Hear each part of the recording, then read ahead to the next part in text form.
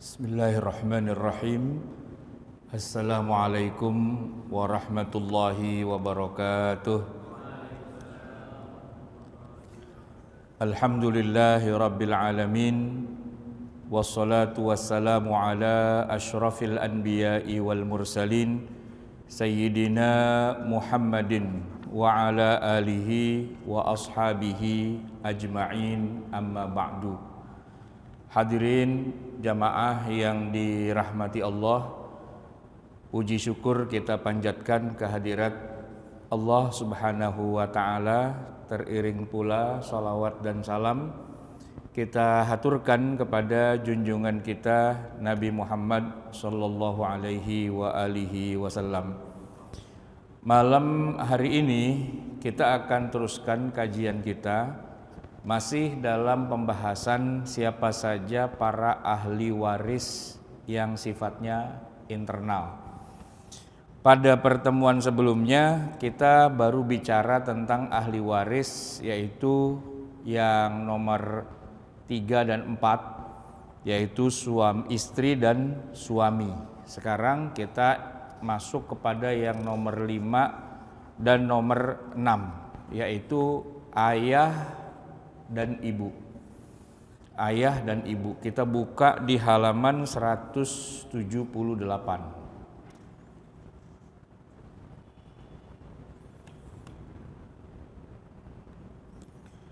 Halaman 178 kita bicara tentang pembagian waris untuk ayah.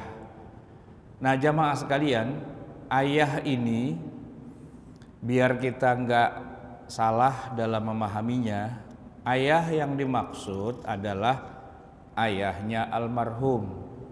Jadi setiap kali kita menyebut nama status seorang ahli waris, harusnya kita sebut juga almarhumnya. Jadi kalau kita bilang anak, itu maksudnya anaknya almarhum. Kalau kita bilang suami, suaminya almarhumah. Kalau kita bilang istri, istrinya almarhum. Begitu ya Pak. Maka kalau kita sebut ayah, maksudnya ayahnya almarhum. Kalau kita bilang ibu, ibunya almarhum. Cuma masalahnya begini Pak, yang sering bikin kerok itu, kita kadang-kadang nyebut ayah itu ayahnya siapa enggak kesebut. Jadi kadang-kadang kita malah menyebut ayah kita gitu. Saya punya ayah. Nah, ayah dapat berapa? Kita balik pertanyaannya. Ayahnya siapa? Ayah saya. Yang meninggal siapa? Yang meninggal ibu saya. Lah, berarti kalau ayah saya dengan ibu saya tuh apa judulnya? Suami. Jangan bilang ayah, tapi dia ayah saya. Nah, kan dari awal udah salah menempatkan posisi. Posisi ayah itu maksudnya adalah ayahnya almarhum yang meninggal. Begitu juga kalau kita bilang ibu, itu maksudnya ibunya almarhum. Nah, memang jamaah sekalian, bicara ayah almarhum atau juga ibu almarhum ini memang jarang-jarang Pak. Kenapa saya bilang jarang? Pertama nih, biasanya yang kita bicarakan pembagian waris kan dari orang yang meninggal tapi udah punya harta. Nah, kalau anak kecil masih sekolah lah, masih TK apa masih SD meninggal, ya dia pastinya masih punya ayah lah ya, punya ayah, punya ibu. Cuman kan kita jarang bicarakan ayahnya dapat warisan berapa. Nah, orang yang meninggal aja anak kecil, dia juga belum punya harta, makanya jarang-jarang gitu Pak. Sedangkan kalau yang meninggal itu orang kaya gitu ya, yang punya harta dan sebagainya, biasanya sih usianya bukan usia masih muda. Ya usianya ya dia sudah tua lah. Setidak-tidaknya adalah umurnya 50 gitu ya. Bahkan boleh jadi 60, 70, 80 dan sebagainya. Udah tua, baru banyak duitnya, banyak hartanya gitu kan. Kalau masih anak sekolahan mah masih cerek, wah kagak ada hartanya. Kalaupun dia meninggal, ayahnya sih ya ayah, ya ahli waris. Cuman apa yang mau diwarisin? Orang yang meninggal anak kecil gak ada hartanya. Biasanya kalau kita ngomong waris, yang meninggal itu orang kaya, ada hartanya lah paling enggak. Dan usianya biasanya bukan anak muda, bukan anak kecil, tapi orang tua lah. Tadi saya bilang misalnya 60 gitu ya. Nah kalau dia meninggal di usia 60, kira-kira bapaknya masih ada enggak? Ya biasanya mah udah kagak ada. Nah maka pembagian waris buat bapaknya almarhum boleh dibilang ya itu jarang-jarang adanya gitu ya Pak ya. Khususnya kalau almarhumnya ya udah tua ya kan, almarhum udah umur 70 ya kan, ya kita cari ahli warisnya bapaknya, ya udah nggak ada duluan, udah meninggal duluan. Ya kalau udah meninggal duluan mah nggak usah kita ributin dapat warisan apa enggak. Begitu juga ibu ya, lebih sering almarhum meninggal ya kalau dia ada hartanya mau kita bagi waris tuh usianya pasti udah tua lah. Dan kalau udah tua berarti ibunya udah nggak ada juga. Ya, cuma memang kadang-kadang dalam beberapa kasus ada masih muda. Orang tua boleh jadi dua-duanya masih ada, dia meninggal, gitu ya. Cuman memang jarang Pak, apalagi kita orang Betawi, jarang dah. Kekayaan kita tuh rata-rata nurun Pak. Wah, ngarepin warisan dari engkong, ya kan, dari kakek, dari nenek turun. Ya kalau engkongnya mah tanahnya banyak Pak, begitu bagi waris generasi pertama tinggal dikit, bagi waris lagi generasi kedua ya tinggal ciut dah, ya seorang 2 cm kali gitu ke depannya, ya kan. Nah jarang di antara masyarakat kita itu yang punya kekayaan dari istilahnya hasil usaha, jarang. Ini orang Betawi Pak ya, jarang gitu loh. Walaupun bukan berarti nggak ada, tapi jarang lah gitu. Tapi kalau adanya pasti ada, banyak anak muda yang bisnisnya sukses itu banyak. Atau mungkin bukan dari bisnis kali, dia jadi pejabat, kan sekarang banyak pejabat anak muda. Ya duitnya banyak lah intinya begitu kan. Atau boleh jadi memang dia ya istilahnya rezekinya lancar, ngalir terus ya kan. Sehingga anak muda itu banyak juga sekarang yang sudah lumayan banyak duit ya kan. Banyak para pengusaha ya, apalagi kayak apa namanya di zaman sekarang kan sudah banyak katakanlah industri kreatif ya. Ada orang bikin perusahaan yang disebut dengan startup gitu ya. Kalau zaman dulu orang bikin perusahaan Pak, kalau belum nabung kaya duitnya banyak nggak bisa bikin perusahaan. Tapi zaman sekarang modalnya bukan duitnya dia Pak, modalnya dari masyarakat. Dia go public perusahaannya, orang pada beli sahamnya dan sebagainya. Nah, intinya duitnya banyak lah. Nah masih muda nih Pak ya kan, meninggal. Pada saat meninggal bapaknya masih hidup, ibunya masih hidup. Nah bapak dan ibu yang masih hidup itu jadi ahli waris dari harta si anak.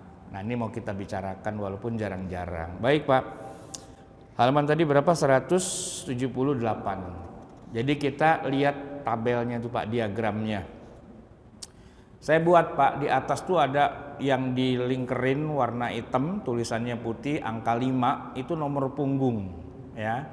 Nomor punggung tuh maksudnya ya ayah itu saya kasih nomor ID 5 biar gampang nyebutnya.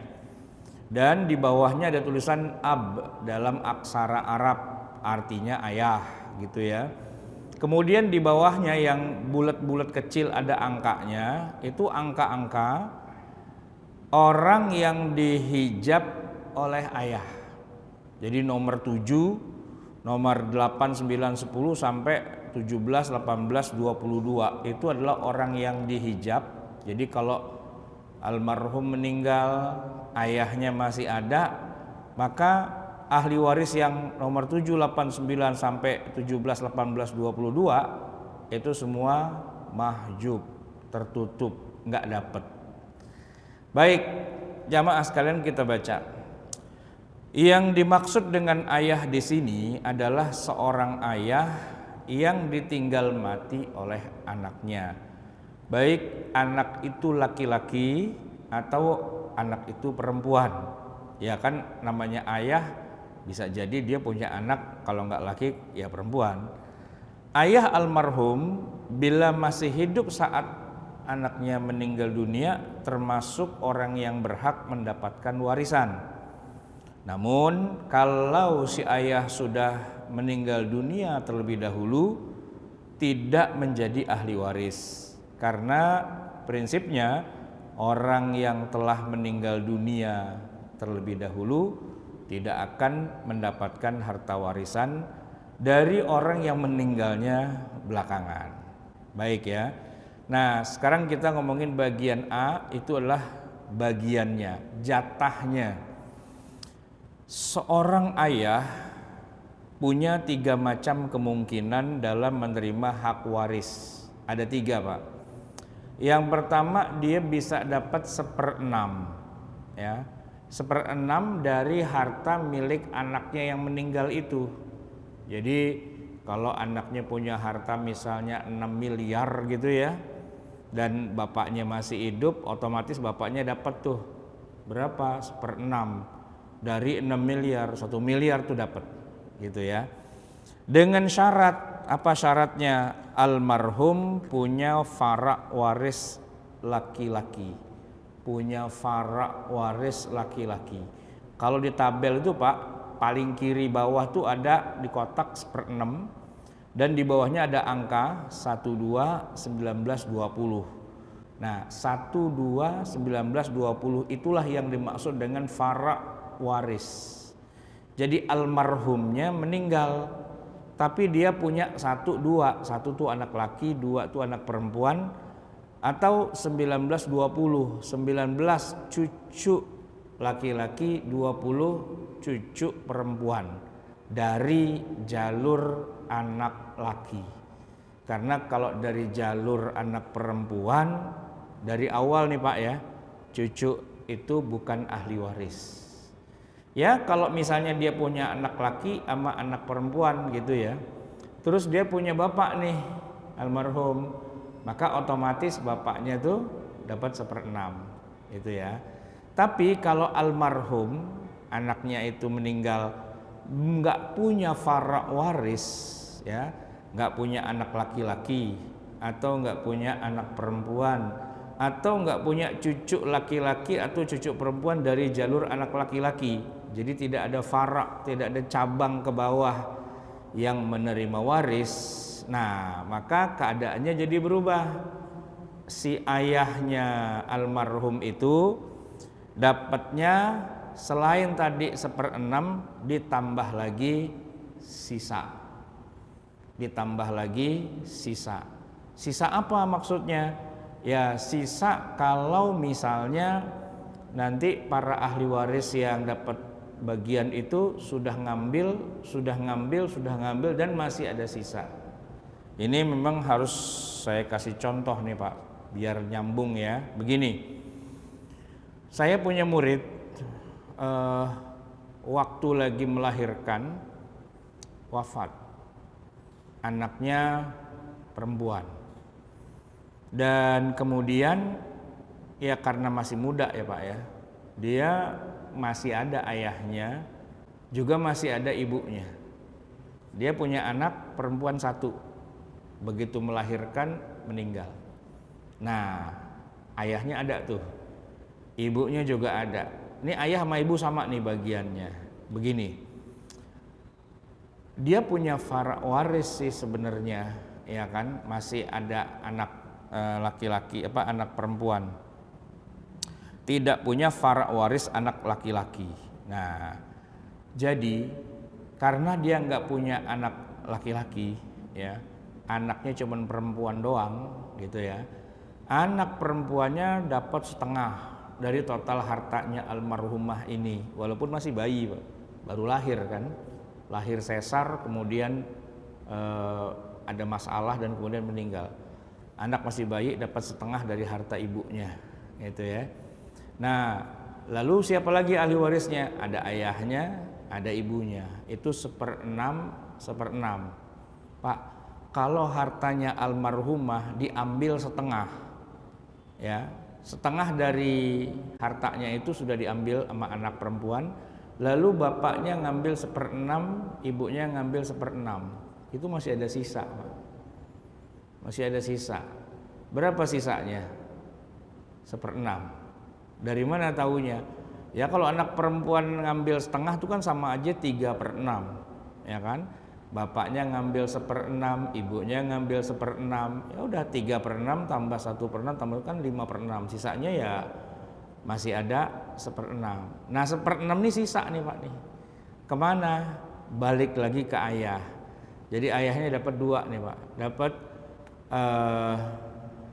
sebagai ayah awalnya dia dapat 1/6 dulu, tapi kemudian ketika ada sisanya dia juga yang ngambil. Maka di dalam rumus yang saya bikin tuh Pak, yang tengah-tengah di bawah 1/6 plus sisa. Ya dia dapat 1/6 dan sisanya ternyata 1/6 juga. Jadi ya ayah dapat 2/6 atau 1/3-nya. Nah ibunya dapat 1/6, anak perempuannya itu yang paling gede 3/6 alias setengah gitu. Itu kalau hanya ada nomor 2 dan 20. Jadi ada anak perempuan atau ada cucu perempuan. Dalam hal ini almarhumah itu cuma punya anak perempuan, enggak punya anak laki. Jadi masuknya ke yang kedua ini Pak. Nah seandainya almarhumah itu meninggal, dia nggak punya anak laki-laki, dia nggak punya anak perempuan, dia nggak punya cucu laki, cucu perempuan, alias masih perawan. Nah gitu ya, artinya dia belum berkeluarga lah, belum punya suami, belum punya istri apa segala macem. Ya udah dia dapat tuh harta, bapaknya dapatnya asobah. Asobah tuh berarti sisanya diambil semua ya. Kalau misalnya dia punya suami, suaminya dapat dulu ya 1/4 gitu misalnya. Kemudian suami sih kalau dia nggak punya anak, suami dapatnya setengah ya. Nah kemudian bapaknya sisanya, misalnya almarhumah itu cuma punya 2 nih, punya suami 1 sama punya bapak 1. Nah suaminya dapat setengah, sisanya ya ambil semua bapaknya itu asobah. Dia nggak punya anak laki, dia nggak punya anak perempuan, dia nggak punya cucu laki, nggak punya cucu perempuan. Jadi seorang ayah gitu ya Pak ya, itu ada 3 kemungkinan, antara dia dapat 1/6 atau dia dapat 1/6 plus asobah, atau dia dapat asobah doang. Kapan dia dapat asobah doang? Kalau nggak punya anak laki perempuan atau nggak punya cucu laki perempuan. Kapan dia dapat 1/6 plus sisa atau asobah? Kalau anaknya cuman perempuan doang atau cucu perempuan. Nah dari jalur anak laki-laki. Nah pertama, nah ini jadi saya bacain ini sebenarnya tadi ringkasannya ya, dasarnya adalah seperti itu. Jadi kalau kita kembali ke masalah pembagiannya udah jelas. Sekarang kita ngomongin hijabnya, itu halaman 180. Menghijab. B. Ayah termasuk orang yang cukup banyak menghijab ahli waris yang lain selain anak laki-laki ya. Jadi yang paling banyak menghijab-hijabin orang tuh anak laki-laki dan ayah. Mereka yang terhijab oleh adanya ayah, jadi almarhum atau almarhumah meninggal masih ada ayahnya. Tadi udah kita omongin ayah dapat berapa. Nah sekarang ayah itu menutup keluarga yang lain dari menerima waris. Yang pertama adalah kakek. Kakek itu siapa? Maksudnya ayahnya ayah. Itu yang saya tulis nomornya 7, nomor punggungnya. Kemudian nenek. Nenek di situ maksudnya ibunya ayah. Jadi almarhum punya ayah, ayah ini punya ibu. Berarti jatuhnya kan nenek, tapi dari jalur bapak gitu ya.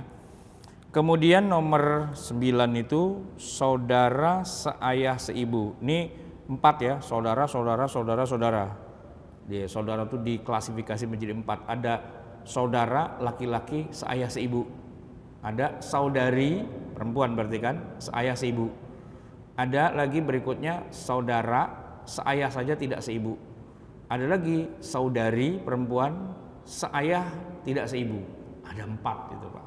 Dan itu semua kalau yang seayah seibu itu menutup yang seayah saja tapi tidak seibu, ketutup gitu ya Pak ya.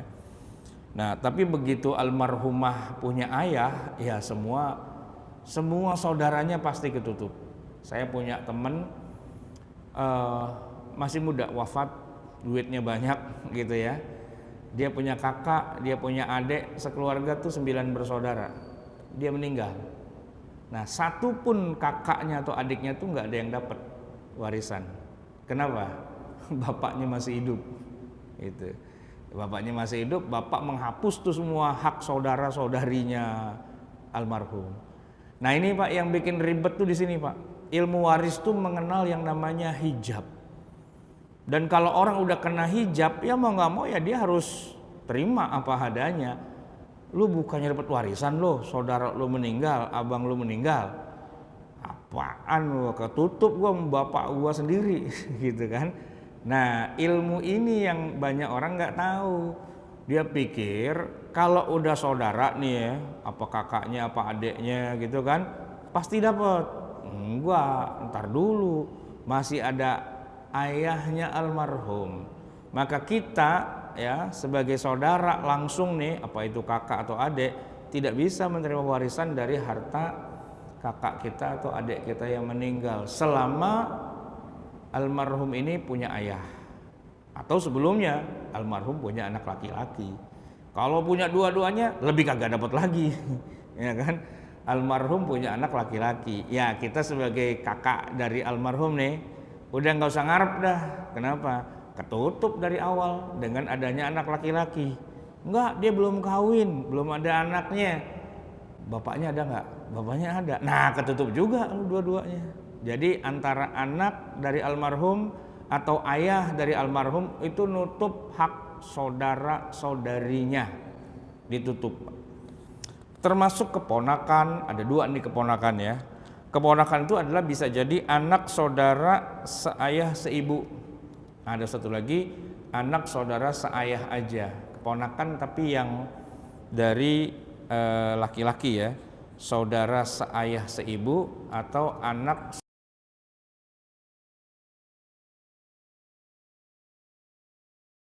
saudara seayah. Ini anaknya harus laki-laki. Ya kalau ponakannya dari awal udah perempuan mah udah bukan ahli waris Pak dari awal. Ya, saya nih misalnya punya anak perempuan, terus saya punya saudara nih, apakah kakak saya atau adik saya meninggal.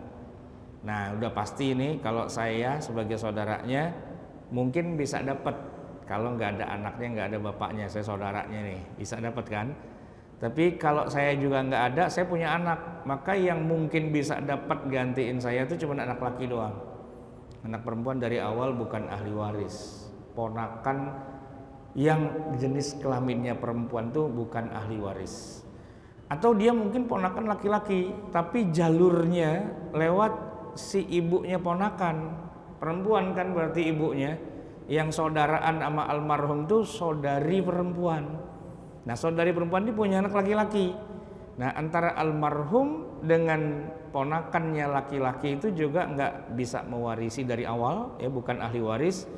Karena kalau lewat jalur saudari perempuan, si saudarinya si ahli waris Pak. Tapi anak dari saudarinya mau laki mau perempuan itu sudah dari awal bukan ahli waris. Jadi yang ahli waris kalau ponakan itu cuman dia ponakannya laki dari jalur bapaknya kepada almarhum. Jadi almarhum punya saudara laki-laki dan saudara ini punya anak laki-laki. Nah dia doang tuh yang ponakan yang termasuk ahli waris. Tapi belum tentu nerima Pak. Nah kalau almarhum punya anak laki-laki ya ketutup dari awal. Punya bapak ya ketutup dari awal. Atau saudaranya langsung yang laki-laki masih hidup ya ketutup. Jadi syaratnya kalau ponakan laki mau dapat tuh Pak, pertama nih ya, almarhum nggak punya anak laki-laki, terus bapaknya juga udah meninggal, terus saudaranya almarhum yang laki-laki, di mana itu adalah bapaknya si ponakan laki, itu juga meninggal. Baru tuh ponakan laki-laki dapat. Jadi harus bunuh banyak orang tuh Pak. Kalau mau dapat, bukan bunuh sih istilahnya. Karena kalau ngebunuh juga malah nggak dapat Pak. Siapa yang ngebunuh orang lain itu dia nggak berhak menerima warisan. Kemudian yang juga ditutup tuh adalah paman-paman, sepupu-sepupu. Ya, ini udah agak jauh sih sebenarnya kan. Nah, menariknya gini Pak, walaupun si ayah ini menghijab sekian banyak orang, ada 12 ahli waris. Kalau anak laki-laki Pak menghijabnya berapa? 13. Lebih banyak emang kalau anak laki-laki ya. Kemarin kan kita udah bicara tuh. Anak laki-laki menghijab lebih banyak. Ada berapa? Ada 13 kalau nggak salah, coba saya cek lagi. Ya, 13. Almarhum punya anak laki-laki 13 orang gugur. Almarhum punya bapak 12 orang gugur gitu ya. Nah, tetapi yang menarik adalah ayah ini, ayahnya almarhum itu tidak bisa dihijab oleh siapapun gitu. Dia menghijab 12 orang, dianya sendiri nggak mungkin terhijab. Jadi kita kalau ngomongin ya, anak langsung baik laki atau perempuan tidak mungkin terhijab. Pasangan hidup langsung baik itu suami atau istri tidak mungkin terhijab. Orang tua langsung yaitu ayah dan ibu tidak bisa terhijab. Itu adalah 6 pihak yang tidak mungkin terhijab. Maka ayah itu tidak pernah terhijab oleh siapapun gitu ya. Tapi kalau menghijab iya, 12 orang sama dia hijab gitu. Jadi itu ayah. Sekarang kita ngomongin yang satunya lagi, yaitu ibu. Sama, almarhum meninggal, ibunya masih hidup ya. Saya baca, yang dimaksud dengan ibu di sini tentu ibu yang mengandung dan melahirkan almarhum. Bukan ibu tiri, bukan ibu angkat, bukan ibu pungut, bukan ibu nemu di jalan, juga bukan ibu susuan ya, tapi ibu yang melahirkan langsung dari rahimnya.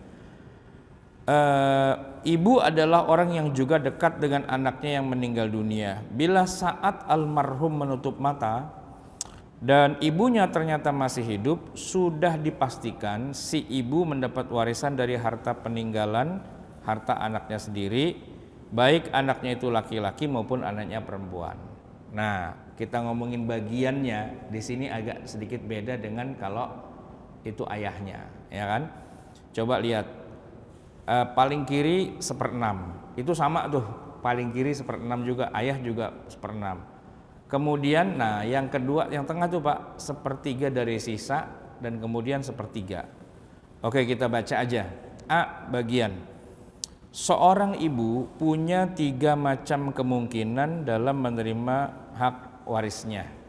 Ya, pertama nih, ibu mendapat 1/6 dari harta almarhum anaknya yang wafat bila anaknya yang meninggal dan hartanya mau diwaris itu punya fara waris. Sama nih Pak kasusnya kayak Bapak ya. Fara waris itu maksudnya adalah salah satu dari orang-orang berikut ini. Ada 4. Ibn, anak laki-laki, atau bint, anak perempuan, atau ibnu ibn, anak laki-laki dari anak laki-laki, atau bintu ibn, anak perempuan dari anak laki-laki, anak perempuan dari cucu laki-laki. Nah, sedangkan cucu dari jalur anak perempuan, baik laki atau perempuan, tidak mendapatkan waris. Itu sudah dijelaskan tadi ya. Nah, meski di ayat ini hanya disebut nih, kita ada ayatnya wali abawaihi. Jadi kan bapak dan ibu tuh dapatnya 1/6 tuh gimana sih? Ada ayatnya Pak, surat An-Nisa ayat 11, yaitu wali abawaihi, dan bagi kedua bapak dan ibunya, likulli wahidin minhuma, masing-masingnya as-sudusu, 1/6 mimma taroka, dari apa yang ditinggalkan, in kana lahu waladun, kalau punya tadi fara waris, mau anak laki ya kan. Nah, kemudian bagian yang kedua, ibu mendapatkan 1/3 dari harta peninggalan almarhum anaknya bila anaknya tidak punya fara waris. Ya, fa illam yakun lahu waladun wa warithahu abawahu fali ummihi thuluth. Bila dia tidak punya anak, almarhum tidak punya anak, maka ayah ibunya mewarisi hartanya, di mana bagian ibu adalah sepertiga. Ini kasus yang nomor 2, dia dapat sepertiga. Kemudian yang ketiga, ibu mendapat sepertiga dari sisa harta yang sudah diambil oleh para ashabul furud, namun haknya yang sepertiga tidak berlaku. Nah ini Pak, yang ketiga ini ya, kita baca agak hati-hati nih. Pembagian ini hanya terjadi bila seorang wafat dengan meninggalkan hanya 3 ahli waris. Siapa itu? Suami atau istri, karena dia bisa laki bisa perempuan ya. Kemudian ayah dan kemudian ibu. Jadi cuman misalnya anak apa yang meninggal laki-laki nih, dia udah punya istri tapi belum punya anak, tapi bapaknya masih ada, ibunya masih ada, gitu ya. Nah ini disebut kejadian kayak gini pernah terjadi di zaman Khalifah Umar bin Khattab radhiyallahu anhu dan dikenal dengan istilah kasus Umariyatain. Nah ini Pak, kita baca baik-baik ya. Istilah kasus Umariyatain adalah 2 kasus yang ditetapkan oleh Umar bin Khattab radhiyallahu anhu. Kasus pertama melibatkan 3 orang ahli waris yang barusan nih ya.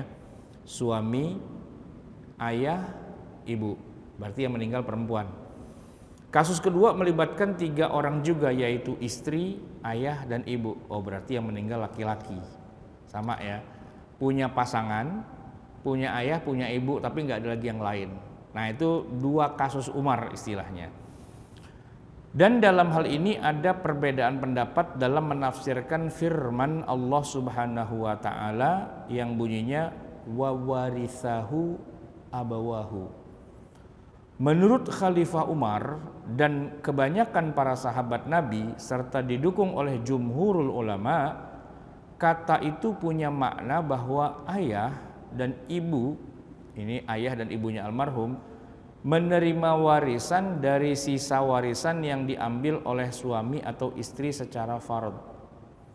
Ayah dan ibu tidak menerima warisan secara fard sepertiga dari asal harta. Sebaliknya menurut Ibnu Abbas radhiyallahu an, ibu mendapatkan sepertiga dari asal harta sebagaimana disebutkan dalam ayat ini. Sisanya menjadi hak ayah. Dalam pandangan Khalifah Umar, kalau demikian tidak ada arti kata tersebut kalau difahami secara harfiah begitu. Maka dalam kasus ini suami yang ditinggal mati istri, ya suami ditinggal mati istri, berarti istrinya wafat. Ahli warisnya adalah suami, kemudian bapaknya istri dan ibunya istri, gitu ya. Suami yang ditinggal mati istrinya tanpa fara waris mendapatkan setengah harta. Yang meninggal perempuan, baru nikah belum punya anak, tapi dia juga punya, selain punya suami dia punya ayah, punya ibu. Suaminya dapat setengah. Itu memang sudah sesuai ketentuan. Nah kan kalau suami udah ambil setengah, masih ada sisa setengah ya. Sisanya yaitu setengah itu menjadi hak ayah dan ibu berdua secara asobah dengan ketentuan. Nah ini dia, ibu dapat sepertiga dari jatah mereka berdua dan ayah mendapatkan sisanya yaitu 2/3. Jadi separuhnya itu jadi milik suami yang meninggal istri. Suami dapat setengah memang karena nggak punya anak, kan sisanya masih setengah. Yang berhak ada 2, ayah dan ibu. Ini baginya dibelah 2 gitu atau gimana? Ternyata enggak, kata Umar. Ayah dapat 2/3 ya, dan ibu dapat 1/3 dari setengahnya itu, gitu ya. Nah itu kasus yang disebut dengan istilah kasus Umariyatain ya. Ini kita lihat ada tabelnya, ada 2 kasus. Kasus pertama ahli warisnya istri, ibu, ayah. Ya, kalau istri ini berarti yang meninggal suami ya. Dan kasus pertama yang meninggal suami, istri dapat 1/4. Memang itu kan harusnya kan dapat 1/8, tapi karena suaminya meninggal nggak punya anak, ya istri dapat 1/4. Nah kemudian kan sisanya 3/4 gitu ya. Nah 3/4 itu membaginya adalah kalau buat ibu dapat 1/4, kalau ayah dapat 2/4 gitu. Begitu juga untuk kasus kedua, di mana ahli warisnya itu adalah suami, berarti yang meninggal nih perempuan.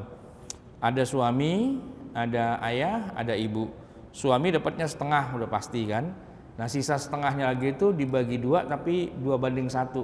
Ayahnya dapat 2, ibunya dapat 1 begitu. Nah begitulah pemahaman yang dijalankan atau yang ditetapkan oleh Umar bin Khattab radhiyallahu an. Nah 2 kasus itu disebut dengan kasus Umariyatain. Baik jamaah sekalian yang dirahmati Allah, bagian B-nya adalah menghijab. Seorang ibu menghijab 2 orang ahli waris lainnya, yaitu nenek dari pihak ibu dan nenek dari pihak ayah. Jadi kan almarhum meninggal, ada ibunya. Nah ibunya ini masih punya ibu lagi gitu ya, nenek dari pihak ibu. Nah itu kalau ibunya langsung masih hidup, maka ibunya ibu udah pasti nggak dapat gitu ya. Dan nenek dari pihak ayah, ya almarhum meninggal punya ayah, ayahnya punya ibu gitu ya. Nah kalau ayahnya ada, ibunya ayah pasti nggak dapat lah, terhijab gitu. Baik, yang bagian C tidak dihijab oleh siapapun. Ya, seorang wanita yang tinggal mati oleh anaknya, maka posisinya tidak akan terhijab oleh siapapun, karena mereka punya hubungan langsung tanpa diselingi oleh orang lain. Baik, sampai di sini kita ini sudah selesai nih Pak, membicarakan ahli waris yang sifatnya internal. Internal itu maksudnya apa? Yang paling dekat, yang tidak mungkin dia terhijab oleh orang lain, yang mungkin malah dia menghijab orang lain. Dan biasanya yang paling sering kasusnya pembagian waris ya cuma di 6 orang ini aja. Kalau ada orang meninggal, paling yang jadi ahli waris ya istrinya, anaknya, ya anaknya. Biasanya bapaknya, ibunya juga udah nggak ada sih biasanya. Tapi kalaupun masih ada, ya udah kita hitung gitu. Tapi sisanya Pak, kan itu 1, 2, 3, 4, 5, 6. Padahal jumlah ahli waris kan ada 22. Dari nomor 7, 8, 9, 10, 11, 12 sampai 22. Nah itu hampir boleh dibilang jarang kejadiannya. Tapi ya namanya ketentuan hukum dan sebagainya ya harus kita pelajari juga sih. Siapa tahu kejadiannya muncul, ya kan? Nah oleh karena itu saya memisahkan judul ahli waris internal dengan eksternal biar lebih mudah kita memahaminya. Yang lebih sering kasusnya itu kita bahas duluan, sedangkan yang jarang-jarang kasusnya ya udah kita nomor 2-kan. Makanya ada pembagian ahli waris internal eksternal. Kenapa kayak gitu formatnya? Karena pengalaman saya sendiri Pak, belajar waris itu susah. Kenapa susah? Karena untuk memahaminya tuh harus diulang lagi sampai ngerti, ya kan? Nah ternyata setelah sampai di puncaknya gitu ya, sebenarnya ada cara yang mudah sih. Cuman ya begitulah, orang nggak berani bikin terobosan. Nah saya bikin terobosan aja Pak. Kenapa? Yang penting kan bukan jalannya, yang penting sampainya gitu Pak. Kalau zaman dulu orang naik ke puncak gunung Pak, ngikutin rutenya belok sono, belok sini, belok sono. Kadang-kadang tanda itu Pak, tanda arahnya hilang. Jadi orang nyasar ya, nggak sampai di puncak gunung yang ada nyasar dia gitu kan. Nah tapi kalau kita udah ada di puncak gunungnya, kita bisa lihat sebenarnya lewat sini lebih gampang nih gitu ya. Nah, cuman memang harus dibuatkan katakanlah jembatan, harus dibuatkan tali, harus dibuatkan jalanan khusus dan sebagainya. Kalau di Malaysia itu Pak, ada daerah wisata kayak kita puncak gitu Pak ya, dia nggak mau capek Pak, Kalau pakai mobil macet, dia bikin aja kereta gantung. Itu ada di Genting Highland ya. Kita ini kan macet nih Pak, ke Cisarua apa ke mana tuh? Masjid Tahun ya kan. Wah, macetnya nggak karu-karuan gitu ya. Bikin aja di atas pakai kabel gitu kan. Udah 5 menit juga nyampe di puncak. Santai aja gitu. Kenapa? Ya karena dia bikin terobosan. Nah, problematika kita itu Pak, dari dulu puncak kagak beres-beres. Kenapa? Kagak mau bikin terobosan. Macet-macet aja udah. Kalau udah hari Sabtu, hari Minggu, paling-paling terobosannya apa? Satu arah. Saya kapan waktu kemarin hari Sabtu pagi mau pulang dari puncak, wah dibikin satu arah sore. Nah nungguin ya Pak seharian. Nah, muter kan lewat sono, lewat Jonggol. Nyampenya sore-sore juga sih ujung-ujungnya. Mendingan nungguin aturan tadi ya gitu ya daripada nyari jalan. Nah, karena kan nggak ada terobosan Pak. Harusnya bikin terobosan kan. Begitu juga dalam belajar waris Pak. Belajar waris itu kenapa jadi susah? Karena ngikutin jalan yang lama, yang meliuk-liuk dan sebagainya. Harusnya bikin jalan terobosan aja. Apa jalan terobosan? Kalau kasusnya jarang terjadi, nggak usah dipelajarin dulu, di skip aja. Kita cukup bahas yang paling sering kejadian, itu aja Pak. Ya, kayak orang belajar itu Pak, apa? Orang ngamen di jalan Pak. Ngamen di jalan Pak pakai gitar, ya kan? Itu dia jago banget kayaknya main gitarnya Pak. Padahal yang dia tahu lagu cuma itu doang. Coba suruh ganti lagunya, dia kagak bisa Pak. Kenapa? Ya karena memang orang taunya lagu itu aja kan yang populer. Coba dah jajalin, belum tentu loh Pak. Ya, yang pemusik-musik di kafe itu ya, dia tuh jago banget kayaknya main apa keyboardnya gitu kan. Coba dah suruh ganti lagu yang lain, belum tentu dia bisa. Orang yang diapalin itu doang. Kenapa dia taunya itu? Karena apa? Request kebanyakan lagu yang itu lagi kan. Nah, jadi ya kita ngikutin request aja. Nah, udah diapalin sebentar bisa sebenarnya. Tapi apakah dia musisi? Bukan. Terus ya tukang ngamen lah gampangnya, gitu kan. Tukang ngamen. Tapi ya kalau dia pelajarin cepet itu sebentar. Tapi satu lagu doang dia bisanya, lagu yang lain nggak bisa, gitu ya. Nah, kita begitu juga Pak. Kita nih belajar waris, kita cari kasus yang paling sering terjadi. Nah, sehingga kelihatannya kita langsung pinter gitu Pak, ya kan? Karena kalau kita harus pelajarin semua dari semua bagiannya, kagak pinter-pinter Pak, kagak paham-paham, karena kebanyakan materinya, gitu. Jadi kita ambil materi yang paling sering aja. Nah, yang paling sering, kalau yang udah paling sering kita kuasain, baru kita naik lagi next level, naik yang lebih tinggi, next level, naik yang lebih tinggi, dan begitulah seterusnya. Jadi ini cukup sampai di sini nih sebenarnya, asal udah bisa pembagian waris buat anak laki, buat anak perempuan, buat suami, buat istri, buat ayah, buat ibu. Itu udah boleh dibilang selesai gitu sebenarnya.